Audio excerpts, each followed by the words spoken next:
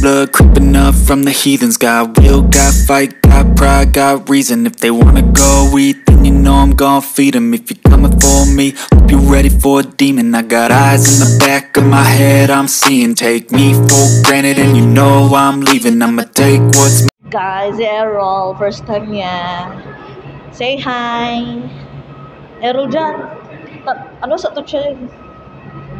O, diba? Paningkamot dong. Eh, first time ni mo. Paningkamot dong ma. Ito, guyura dong, ana dong. Yan. Eee. Hi, Errol. Akong sister, oh. First time nila, no? Sana, oh. Chelsea, tama, Chelsea.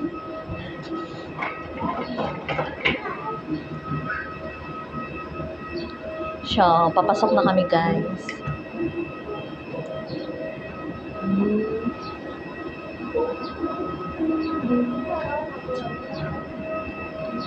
Na pang reels.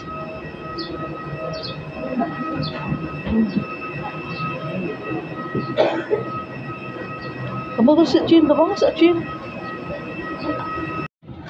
Your safety and comfort is always our priority. We request all guests pay attention to announcements from the flight deck and cabin crew. Your usual patience, full cooperation, and compliance are highly appreciated. Please do not hesitate to call on the attention of our cabin crew should you require further assistance or clarifications. Be on board. Thank you.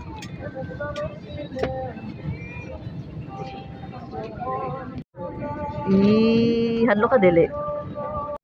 Lupad na ta. Lupad ni Zero.